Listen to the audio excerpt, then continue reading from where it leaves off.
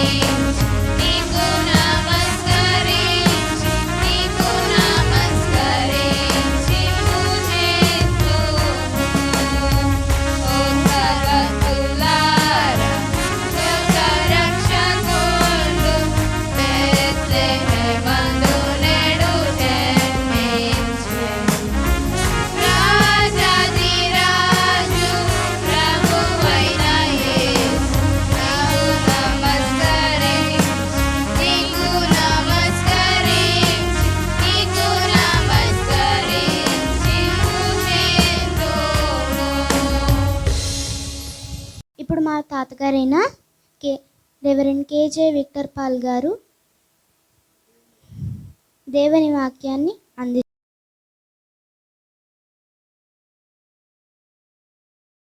ప్రభు అంటున్నాడు, ఎంత విచారించినను ఒక్కడైనను కనబడలేదే. ఎంత ఆవేదన పడుతున్నాడు దేవుడు. ప్రతిరోజు చూస్తున్నాడు, ఒక్కడైనా కనబడతాడా? కుటుంబంలో ఒక్కడైనా ఉన్నాడా ప్రార్థన చేసేవాడు? పిల్లల్లో ఒక్కడైనా ఉన్నాడా ప్రార్థన చేసేవాడు? సంఘంలో ఒక్క స్త్రీ అయినా ఉందా ప్రార్థన చేసే స్త్రీ? ప్రభువా, నాకు ప్రార్థించే స్త్రీలను ఇవ్వండి. ప్రార్థించే విశ్వాసులు కావాలి సంఘానికి. బోధలు చేసే విశ్వాసులు కాదు, బైబిల్ చదివే విశ్వాసులు కాదు, పాటలు పాడే విశ్వాసులు కాదు, ప్రార్థన చేసే విశ్వాసులు కావాలి. ఒక్కడైనా ఉన్నాడా? ప్రభు అంటున్నాడు, నేను ఎంత విచారించినను ఒక్కడైనా కనబడలేదే. ఎంత విచారిస్తున్నాడు దేవుడు ప్రియులరా. విచారించి విచారించి ఏం చేస్తున్నాడు? నేను దేశమును పాడు చేయకుండానట్లు. ఆయన కోపం వచ్చినట్టు కాళ్ళే. అమ్మో, దేవుడు కోపం వస్తుంది అప్పుడప్పుడు. మా దేవుడు బాబా మంచి దేవుడు అనుకున్నారు, లేనిపోయింది. ఆయనకి అప్పుడప్పుడు కోపం వస్తుంది. దేవుడు కోపం వస్తుంది. నేను దేశమును పాడు చేయకుండానట్లు అంటే దేశమును ఏదో ఒక రోజున పాడు చేసే అవకాశం కూడా ఉంది. ఎప్పుడు? ఒక్కడైనా కనబడకపోతే.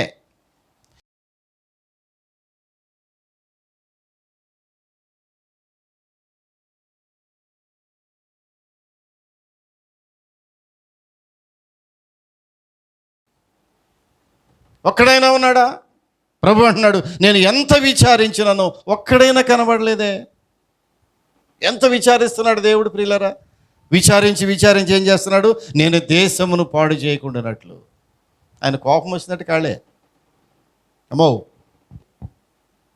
దేవుడు కోపం వస్తుంది అప్పుడప్పుడు. మా దేవుడు బాబాబు మంచి దేవుడు అనుకున్నారు, లేనిపోయింది. ఆయనకి అప్పుడప్పుడు కోపం వస్తుంది. దేవుడు కోపం వస్తుంది.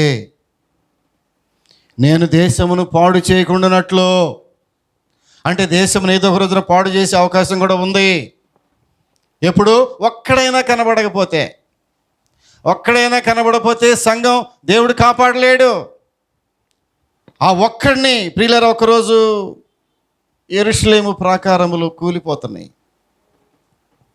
యెరూషలేము ప్రాకారములు శిథిలమైపోయినాయి కదా. యెరూషలేముని చాలామంది రాజులు దండెత్తారు. ఆ నెబుకద్నెజర్ లాంటి వాళ్ళు కదా, చాలామంది దండెత్తి, అంతెందుకు అలెగ్జాండర్ కూడా దండెత్తాడు. భారతదేశాన్ని దండెత్తిన అలెగ్జాండర్ ఉన్నాడే, అలెగ్జాండర్ ద గ్రేట్, అతను కూడా యెరూషలేమును దండెత్తిన వారిలో ఒకడే. ప్రపంచాన్ని దండెత్తాడే. పైగా యెరూషలేం అంటే సకల విధమైనటువంటి మరి సంపదతో తొలదూగినటువంటి ప్రాంతం అది. యెరూషలేము దేవాలయం అంటే బంగారమే, పిల్లర్స్ అంతా బంగారమే కదా. యెరూషలేము దేవాలయం అంటే సొలొమోను కట్టిన దేవాలయము. ఆ పిల్లర్స్ అంతా బంగారపు పోత పోసేశాడు. వెండి అక్కడికి రాలేదు. ఆ వెండి అసలు వాల్యూ లేదు, రోడ్ల మీద పడేశాడు వెండి. అలాంటి యెరూషలేము దేవాలయము, యెరూషలేము ప్రాకారములు ఒక రోజున అన్య రాజులు వచ్చి కూల్చిపడేశారు. ప్రాకారములు కాల్చివేశాడు, గుమ్మములు కాల్చివేయబడి. మీరు చదవాలి, నెహెమ్యా గ్రంథం చదివితే వాటి గుమ్మములు కాల్చివేయబడినాయి. ఒకరోజు ఈ వార్త ఎవరికి వెళ్ళిందంటే నెహెమ్యాకి వెళ్ళింది. ప్రియులారా, విన్నాడు? ఒక్కడైనా ఉన్నాడా? గుమ్మములు కాలిపోతుంటే ఒక్కడైనా ప్రార్థన చేసేవాడు ఉన్నాడా? ప్రాకారములు కూలిపోతుంటే ఒక్కడైనా ఉన్నాడా ప్రార్థన చేసేవాడు? బాధ్యత తీసుకున్నాడు ఒక్కడైనా ఉన్నాడా? ఒకరోజు దేవుడు చూస్తూ ఉంటే ఒక వ్యక్తి దొరికాడు. దొరుకుతాడమ్మా. నాకు నమ్మకం ఏంటి తెలుసా? మన సంఘంలో కూడా ఒక్కళ్ళైనా దొరుకుతారేమో నాకు నమ్మకం. Praise the lord. చప్పట్లు కొట్టాలి. నా ప్రార్థన వృధాగా పోదు. ప్రభువా, ఈ మెర్సీ సంఘంలో ఎవరు కబుర్లు చెప్పేవాళ్ళ చాలామంది ఉన్నారమ్మా. ఎవరు కావాలి? పాటలు పాడేవాళ్ళ? అరే చాలామంది ఉన్నారు. బైబిల్ చదివేవాళ్ళ సంఘంలో? చాలామంది ఉన్నారు. నాకు వాళ్ళు ఎవరు అక్కర్లేదు. ప్రభువా, ఒక్కళ్ళు బాధ్యత కలిగి ఈ సంఘం నాది. ఎవరిది? పాల్గారు కట్టుకున్నాళ్ళు అంటావా? కాదా. ఈ సంఘం ఎవరిది? మాది కాదు, నాది. ఈ సంఘం నాది ప్రభువా. ఈ సంఘ బిడ్డలు నా బిడ్డలే. సంఘం వర్ధిల్లాలి. సంఘం వర్ధిల్లితే ఎవరికి లాభమో? పాస్టర్ గారికి లాభమా? కాదు, మనందరికీ లాభమే. యెరూషలేము క్షేమమే మన క్షేమం. యెరూషలేము క్షేమం కొరకు ప్రార్థన చేయుడి. ఎందుకనగా యెరూషలేము క్షేమమే మన క్షేమం అంట. సంఘం బాగుంటే మనం బాగుంటాం, అంతేనా కాదు? సమాజం బాగుంటే మనం బాగుంటాం, మనం బాగుంటే సమాజం బాగుంటాం. ప్రియులారా, ఇక్కడ చూసినట్లయితే నెహెమ్యా కనపడ్డాడు. దొరికాడు నెహెమ్యా. ఆ నెహెమ్యాకి దేవుడు ఒక బాధ్యత అప్పగించాడు. పైగా నెహెమ్యా ఎవరో తెలిసిన? అతడు ఉపవాసం ఉండి ప్రార్థన చేసే గొప్ప ప్రార్థన వీరుడు నెహెమ్యా. ఈ మాట వినగానే నెహెమ్యా గ్రంథంలోకి వెళ్ళిపోతే 4వ అధ్యాయం, ఎక్కడది? 1వ అధ్యాయం 4వ వచనం చూస్తే నెహెమ్యా గ్రంథంలో ఈ వార్త వినగానే రాజు దగ్గరికి వెళ్ళి, రాజా, నా పితరులు సమాధులు ఉన్న పట్టణం పాడైపోతుంది. ఆ పట్టణం యొక్క ప్రాకారములు కూల్చివేయబడినాయి, ఆ యొక్క పట్టణపు గుమ్మములు కాల్చివేయబడినాయి. ప్రభు, అయ్యా, ఇప్పుడు నాకు ఒక అవకాశం ఇవ్వు, మా ఇంటికి వెళ్ళి వస్తాను నేను. ఎందుకబ్బాయి, ఏం చేస్తావు నెహెమ్యా? అతడు ఉద్యోగి, రాజు దగ్గర గిన్నెనందించువాడు. వచ్చి నాన్న, రాజు దగ్గర గిన్నెనందించువాడు. అతడు ప్రభుత్వ ఉద్యోగి, ఖాళీగా ఉండేవాడు కాదు. ఈ మధ్య ఉద్యోగస్తులు బాగా సేవ చేస్తున్నారమ్మా. హలో, పగలంతా ఖాళీగా ఉండేవాడు చేయట్లే సేవ, ఉద్యోగస్తులు చేస్తున్నారు సేవ. నేను ఉద్యోగంలో ఉండి 22 సంవత్సరాల సేవలోనే ఉన్నా. నేను తప్పట్లు కొట్టరేటమ్మా, తప్పట్లు కొట్ట. ప్రభుత్వ ఉద్యోగంలో ఉండి, అదే మామూలు ఉద్యోగమా? రెవెన్యూ అంటే 24 గంటల ఉద్యోగం. అది వదులుతారు, పెడతారు దాన్ని. అందులో పొద్దున వెళ్తే రాత్రి అర్ధరాత్రి రావటమే. గత ఎలక్షన్లకు అనుకుంటాను 100 రోజులు వింటారా మీరు? రాసుకోటి కావాలంటే 100 రోజులు రోజు తెల్లవారుజామున 3 గంటలకు వచ్చా. 100 రోజులు 3 గంటలకు వచ్చి ఏం చేసేవాడు? 3 గంటలకి తలస్నానం చేయాలమ్మా. కోవిడ్లో 100 రోజులు రోజు తలస్నానం చేసిన వాడిని నేను. నమ్ముతారు లేదా మీరు? నమ్మాలి, అక్షరాల నమ్మాలి దీని మీద. 100 రోజులు 3 గంటలకు వచ్చి తెల్లారుజామున బెజవాడ నుంచి రోజు తలస్నానమే. 100 రోజులు రోజు. ఆ జుట్టు అంతా ఊడిపోయింది, ఉన్న జుట్టు అంతా ఊడిపోయింది అప్పుడే. అంతకుముందు బాగానే ఉండేది. ఈ మధ్య ఉద్యోగస్తులే ఎక్కువ. అంటే పని చేసేవారే సేవ చేస్తున్నారు, పని పాట లేని వాళ్ళు సేవ చేయట్లేదు అసలు. నెహెమ్యా ప్రభుత్వ ఉద్యోగి, నెల జీతం ఉద్యోగి ఇతను. అతనికి ఒకరోజు దేవునికి దర్శనం కలిగి, ప్రభువా నేనున్నాను, నేను వెళతాను, నేను వెళ్ళి ఆ ప్రాకారం తిరిగి మరలా కట్టగలను. రాజుగారితో మాట్లాడుతున్నాడు, రాజా నేను మా ఇంటికి వెళ్ళాలయ్యా. ఎందుకు? ఏం జరిగింది? ప్రాకారం కాలిపోతున్నాయి బాబా, గోళ్ళని కూలిపోయినాయి. ఏం చేస్తావు అప్పుడు నువ్వు? ఏమి లేదు, నువ్వు సహాయం చేయాలి. నేను వెళ్ళేటప్పుడు మా పనివారికి చెప్పు, పెద్ద పెద్ద దొంగలు, కలప, దానికి కావలసిన ఐరన్, ఎత్తడి, పనిముట్లు, పనివారు. ఆ రాజు ఏమనుకున్నాడు నాకు తెలీదు. నీకేం కావాలో తీసుకెళ్ళవయ్యా నెహెమ్యా. నీ హృదయములో ఆవేదన, బాధ నాకు అర్థమైంది. నీ పితరులు సమాధులు ఉన్నటువంటి ఆ పట్టణం పాడైపోతుందో దాని మీద నీకు ఒక కన్సర్న్, దాని మీద నీకు ఒక బాధ్యత. ఆ బాధ్యతే చూస్తాడు దేవుడు. ఆ బాధ్యతను చూసినప్పుడు నెహెమ్యా కావలసిందంతా ఇచ్చేసాడు రాజుగారు. అవన్నీ తీసుకెళ్ళిపోయి ఏం చేశాడు? ఆ ప్రాకారములు తిరిగి కట్టడం ప్రారంభించాడు. ఒక్కడైనా ఉన్నాడా? బండ సందులలో నిలబడుటకు తగిన వాడెవడని నేను ఎంత విచారించిననో ఒక్కడైనను కనబడలేదే. ఆ ఒక్కడిని నేనెందుకు కాకూడదు ప్రభువా? యోసేపు లాంటి ఒక్కడు నేనెందుకు కాకూడదు? ఎహెస్కేల్ దినముల్లో ఏ దినములో నోవహు లాంటి ఒక్కడిని నేనెందుకు కాకూడదు? నెహెమ్యా లాంటి ఒక్కడిని నేనెందుకు కాకూడదు?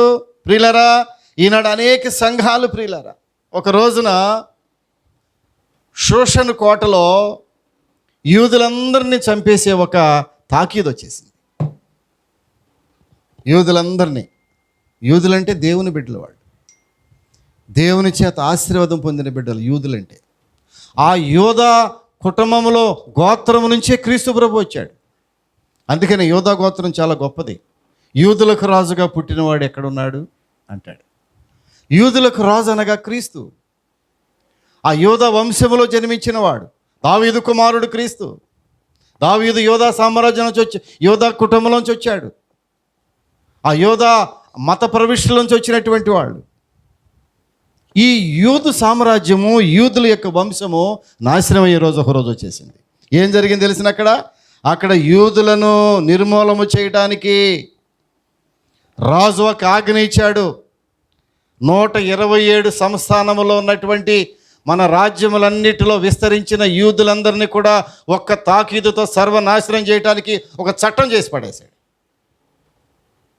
అక్కడ ఉన్నటువంటి ఎస్తేరు, ప్రియులారా, యూదులను రక్షించడానికి ఎవరైనా ఒక్కళ్ళు దొరుకుతారా? దేవుడు చూశాడు. పురుషులు ఎవరు దొరకటంలా, అంత స్త్రీలే. ఆర్టీసీ బస్సుల్లో కూడా ఫ్రీ అనంట స్త్రీలకి. అమ్మ మన రాష్ట్రం కూడా వస్తే ఎంత బాగుండు. రోజు ప్రయాణాలే, స్త్రీలకు ప్రయాణం. ఏంటది? స్త్రీలకు ప్రయాణం అంటేనే పెళ్ళికి వెళ్ళాలమ్మో, లేదా వెళ్ళకూడదు. అందరూ వెళ్ళటానికి లేదు. వెనకటి రోజుల్లో పెళ్ళికి వెళ్తే పురుషులే నవ్వు, మీకు కుర్రోళ్ళకి తెలియదు. ఇంకా వెనకటి రోజుల్లో పెళ్లి చేయాలంటే పురుషులే పెళ్ళికి వెళ్ళేది, స్త్రీలు వెళ్ళటానికి వెళ్ళలేదు. పక్కన రాసేవాళ్ళు ఏమని,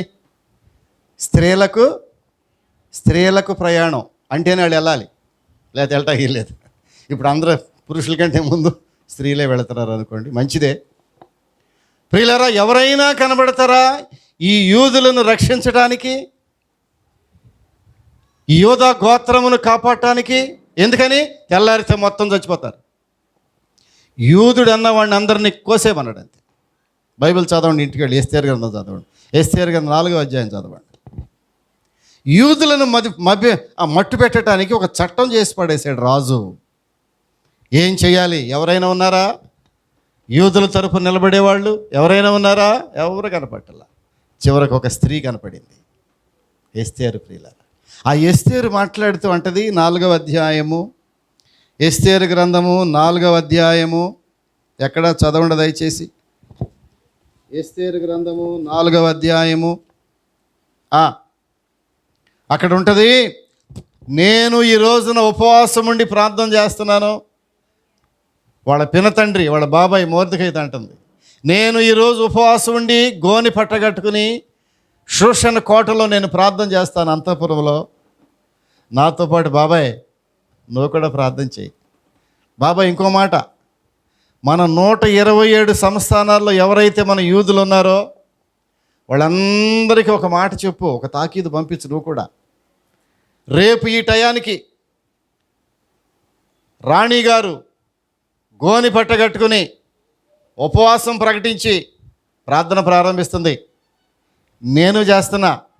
అదే సమయంలో 127 రాష్ట్రాల్లో ఉన్న అందరూ ఒకేసారి ప్రార్థన చేద్దాం, ఏం జరుగుతుందో చూద్దాం. ప్రియులారా, అందరూ ఒకేసారి ప్రార్థన ప్రారంభించారు. అలాంటి ప్రార్థన మన సంఘంలో ఒకసారి చేస్తే ఏమవుద్ది? ఏమా దెబ్బగా పారిపోరు మీరు? ఎందుకు అంత ప్రార్థన ఎక్కడ చేస్తామండి బలివాడు? మీరు వాక్యం చెప్పి తింటాం, కానీ వాక్యం అని చెప్పి తింటాం, అది కూడా ఎంతో ఒక అరగంట 30 గంట, దానికి మించి మళ్ళీ చేస్తే అరగంట పొడిగిస్తే ఆవిలెంతలేక ఏంటి ఈయన చెప్తాడు చెప్పి. ఈ రోజుల్లో చర్చిలో అరగంట కంటే ఎక్కువ వినేవాళ్ళు లేరు. స్టైలు అప్పుడప్పుడు అయిపోవాలి వాక్యం అంతే. ఏంటి ఇది చెప్తారు, ఒక ఐటెం తీసుకుని ఒక మొక్క చెప్పేసి షార్ట్ మెసేజ్లకు అలవాటు పడ్డారు. అరిచేతిలో పెట్టుకుని దాన్ని ఏంటిది యూట్యూబ్ మెసేజ్, షార్ట్ మెసేజ్లు వినలేమండి, వాక్యం వినలేమండాయా?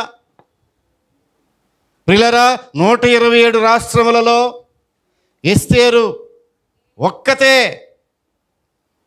గోని బట్ట కట్టుకుని, రాణి, పట్టపు రాణి, ఆమె మామూలు వ్యక్తి కాదు, రాణి స్థానంలో ఉంది ఆమె. ఆమె ఒక పెద్ద ఘనమైనటువంటి రాణి, మహారాణి. ఆమె తన జనాంగము కొరకు ఒక్కతే గోని పట్ట కట్టుకుని బూడిదలో కూర్చుని ఉపవాసం ఉండి మంచినీళ్ళు కూడా ముట్టకుండా దేవుని సన్నిధిలో మొరపెడతా ఉంటే, ఆమెకు తోడు తన బాబాయి కూడా మొరపెడతా ఉంటే, ఆ బాబాయి కూతురు కలిపి 127 రాష్ట్రములు కదిలించి వేశారు.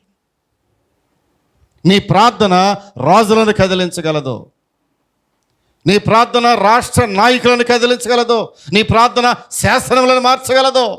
నీతివంతుని ప్రార్థన అందుకన్నాడు బలము కలదై, బహుబలము కలదు, మామూలు బలం కాదు. నీతివంతుని ప్రార్థన బహుబలము కలదై ఉండును అన్నాడు. ప్రార్థన చేస్తున్నావు? అసలు నోరు తెరవు. మన సహవాసంలో ప్రార్థన చేసేవాళ్ళు కావాలి నాకు. 16 చెప్పు నువ్వు. ఎవరు కావాలి నాకు? ప్రార్థన చేసేవాళ్ళు కావాలి. ఎస్, మిగతా వాళ్ళు అక్కర్లే. అసలు ప్రార్థన చేసేవాళ్ళు కావాలి. ఆ ప్రార్థనే బలము కలది. ఆ ప్రార్థన నీ కుటుంబాన్ని రక్షించగలదు, నీ బిడ్డలను రక్షించగలదు. ప్రార్థన చేసే తల్లు లేరి, ప్రార్థన చేసే తండ్రులు లేరి. ఒక కుమారుడు ఒక కుమారుతో తన యొక్క క్యారెక్టర్ ఒక మంచి పొజిషన్లో ఉండాలంటే తల్లిదండ్రులే దానికి కారణం. నువ్వు 16 చెప్పు. పరిస్థితులు బాగోలేదండి అయ్యా, మా పిల్లలు బాగా పెరగలేకపోతున్నారు. పరిస్థితులు కాదు, నీవు బాగుండ్లా. ఓ తండ్రి, ఓ తల్లి, నీవు బాగుంటే నీ బిడ్డల యొక్క పరిస్థితులు బాగుంటాయి. ఆ పరిస్థితిని దిగజారి పరిస్థితి రాకుండా ఉండాలంటే ఇదిగో ఎస్తేర్ లాంటి వాళ్ళు, ఎస్తేర్ లాంటి వాళ్ళు, పిల్లేదో తెచ్చి ఉంటుందిలే, ఎస్తేర్ లాంటి వాళ్ళు ప్రియులరా ప్రార్థన చేసినప్పుడు ఆ యొక్క చట్టమును మార్చివేశాడు రాజు. అంతే, ఏ యూదులనైతే ఓసకోత కొయ్యాలని చట్టం చేశాడో ఆ రాత్రి ఏం జరిగింది తెలిసిన? ఎస్తేరు వాళ్ళ బాబాయ్కి చెప్పింది, బాబాయ్ నేను రాజుగారి దగ్గరికి వెళ్తా ఈరోజు, నేను రాజు దగ్గరికి వెళ్తా ఈరోజు, వెళ్ళి రాజుగారితో మాట్లాడతా, అయ్యా నా స్వజనము నాశనం అయిపోతుంది, యూదులు నాశనం, నేను యూదురాలనే, నా స్వజనం నాశనం అయిపోతుంది, ఒక్కసారి తిరిగి ఆ చట్టాన్ని మార్చు.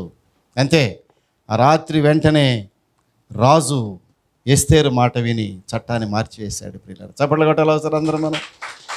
ఒక్క ఎస్తేరు యూదా జనాంగం అంతటినీ రక్షించుకుందే. ఒక్క యోసేపు ఐగుప్తులో ఉన్నటువంటి కరువంతటిని తీసివేశాడే. ఒక్క నెహెమ్యా పడిపోయినటువంటి, కూలిపోయిన, శిథిలమైపోయినటువంటి ఆ యొక్క ఆ ప్రాకారములను తిరిగి కట్టాడే. ఒక్క నోవహు ప్రపంచమంతా కూడా పాపంతో నిండిపోయినటువంటి లోకములో జలప్రళయంతో నశించిపోకుండా ఒక్క నోవహు మళ్ళీ రాజ్యాన్ని, మళ్ళీ దేశాన్ని కట్టాడే. ప్రియులారా చివరిగా మనం మాట్లాడుకున్నట్లయితే ఒకరోజు మాదీయుల రాజు దర్యావేషు రాజు కాలంలో దానియేలు గ్రంథం తీస్తే దర్యావేషు అనే రాజు దినములలో ఆ సామ్రాజ్యం అంతా విగ్రహారాధనతో నిండిపోయింది. ఎక్కడ చూసినా విగ్రహారాధన, దేవుని భయం లేదు, ఎక్కడ చూసినా బలులు, ఎక్కడ చూసినా భయంకరమైనటువంటి విగ్రహారాధనతో నిండిపోయిన దేశం అది. నేను వెళ్తూ ఉండేవాడిని కాకర్ల వీధి 22 సంవత్సరాల క్రితం. నేను అక్కడికి వెళ్ళి 23వ సంవత్సరం ఇది కాకర్ల వీధిలో దేవుని సేవ, ఆ దేవుని వాక్యాన్ని ప్రకటించి మీలో చాలామంది అక్కడికి వెళ్ళి వచ్చారు. ఆ రోజుల్లో చూస్తూ ఉండేవాడిని నేను. బహుభయంకరమైన ఎక్కడ చూసినా ఆ ఇళ్లలో ఆ వేప మండలు కట్టుండి, నేను పెద్ద విమర్శించలేదు ఎవరైనా, అక్కడున్న విషయాన్ని చెప్తున్నాను నేను. ప్రతి ఇంట్లో వేప మండలు, ఆ పసుపు జల్లేసి ఏదేదో చేసి ప్రతి చిన్న విషయానికి ఓ పెద్ద సంబరం చేసేవాళ్ళు. ఆ ట్రైబల్స్ జాతుల్లో ఉన్నటువంటి కార్యములన్నీ చేసేవాళ్ళు. అక్కడ ఏం అర్థమయ్యేది కదా నాకు, ఎక్కడ కూర్చోవాలో తెలిసేది కాదు. ప్రియులరా అటువంటి భయంకరమైన పేటలోనికి దేవుడు ఆశ్చర్యకరముగా దేవునికి స్వార్థం తీసుకెళ్ళాడు. అక్కడికి చప్పట్లు కొట్టాలి అందరూ ఒకసారి. ఆ చీకటిలో మ్రగ్గుచున్నటువంటి ఆ ప్రాంతంలోనికి ఆశ్చర్యకరముగా దేవుని సేవకులను అక్కడికి నడిపించాడు. దేవుని వాక్యాన్ని బోధించాం అక్కడ. ప్రియులారా ఈ రోజున వారందరూ కూడా దేవుని సన్నిధికి వస్తూ ఉంటే, దేవుడు చేసిన ఆశ్చర్యకార్యముల పేటలో చూస్తూ ఉంటే, ప్రభువా ఈ పేటను ఎంత దేవుని మందిరముగా మారుస్తున్నావు నీవు, చీకటిలో ఒక వెలుగునిచ్చావు ఆ పేటలోనికి. ప్రియులారా ఇక్కడ దర్యావేషు దినములలో విగ్రహారాధనతో నిండిపోయింది ఆ దేశం. ఎక్కడ చూసిన స్టాట్యూస్, పెద్ద పెద్ద విగ్రహాలతో నిండిపోయింది. అంతెందుకు, రాజే ఒక విగ్రహం చేశాడు. రాజు తన ప్రతిమను చేసి, చాలా పెద్ద ప్రతిమ, 6 మూరలు ఆ పెద్ద ప్రతిమను చేసి ఆ ప్రతిమకు మొక్కమన్నాడు. ఈ ప్రతిమకు మొక్కని వారు నిండైనటువంటి ఆ అగ్నిగుండములో పడవేస్తానన్నాడు. ప్రియులారా అక్కడ దేవుడు ఎవరైనా ఒక్కళ్ళన దొరుకుతారా ఈ పరిస్థితుల్లో? ఇంత భయంకరమైన విగ్రహారాధన ఉన్న ఈ దేశంలో దేవుని కొరకు నిలబడే ఒక్కడు దొరుకుతాడా? దేవుడు ఎంతోమంది కొరకు చూడాల, ఒక్కళ్ళే. ఇప్పుడు నేను చెప్పిన ఒక్కళ్ళ కొరకు చూశాడు ప్రియులారా. దేవుడు దొరికాడు, ఒక ఆయన దొరికాడు. ఆయన పేరే దానియేలు. చప్పట్లు కొట్టాలి ఒకసారి. ఆయన పేరే దానియేలు. ఈ విగ్రహాల మధ్యలో నా దేవుడే నిజమైన దేవుడు, యెహోవాయే నిజమైన దేవుడు అని ధైర్యముగా చెప్పగలిగిన దానియేలు లాంటి ఒకడు దొరికాడు. ఆ దానియేలు ఎవరో కాదు, అతడు ప్రార్థన. మీ రక్తమును మా కొరకు చిందించి నీ అమూల్యమైనటువంటి నీ జీవితమును మా కొరకు సమర్పించి ప్రభువా మరణించి తిరిగి లేచి వెళ్ళిపోయావు. తిరిగి మీరు రాబోతున్నటువంటి దినాల్లో ప్రభువా మీ యొక్క మొదటి రాకను రెండవ రాకను మేము ఎంత జాగ్రత్తగా గ్రహించుకోవాల్సిన అవసరం ఉన్నది. మా బిడ్డలందరూ ఎంతో ఆసక్తితో శ్రద్ధతో నీ సన్నిధికి వచ్చారు. భక్తి శ్రద్ధతో ఉండాలని సెలవిచ్చావు, అది భయముతో కూడిందిగా ఉండాలని సెలవిచ్చావు. నీ యందు భయము భక్తి లేకుండా మేము ఈ సేవ చేయలేము కనుక నీ వాక్యం ఎడల భయము భక్తి మాకు దయచేయండి. నీ సన్నిధికి వచ్చినామంటే ఇది పరలోకపు గవిని అని, నీ యొక్క బలిపీఠం మీదకు వచ్చామని ఒక చక్కని గ్రహింపు మాకు దయచేయండి. ఊరికి ఆటపాటలతో కూడిన పరిస్థితిలో మేము రాలేదని, ఇది అతి పరిశుద్ధమైన స్థలమని ప్రభువా గుర్తెరిగే బిడ్డలుగా మమ్మల్ని చేయండి. పాటల ద్వారా అనేక పాటల ద్వారా మిమ్మల్ని బహిపరుచుకున్నారు ప్రభువా. క్రిస్మస్ పాటలు, క్రిస్మస్ సంగీతము అది ప్రపంచాన్ని ఎంత ఉర్రూతలొగించింది. దేవుని యొక్క దూతలు మొట్టమొదటిగా పాట పాడినప్పుడు ఎలాంటి గంభీరమైన పాట ఆకాశ మహాసైన్యము కూడా ఆలపించింది. ఆ పాటను ఎంతమంది ఆలకించారు ప్రభువా? దూతల సైన్యము ఆ పాట పాడినట్టుగా మేము చూస్తున్నాం. నరులమైన మాకు ఈ గొప్ప అవకాశం ఇచ్చావు. ఈ క్రిస్మస్ పాటలు పాడే గొప్ప కృపను మాకు అనుగ్రహించావు. అందును బట్టి కూడా స్తోత్రాలు చెల్లించుకుంటున్నా.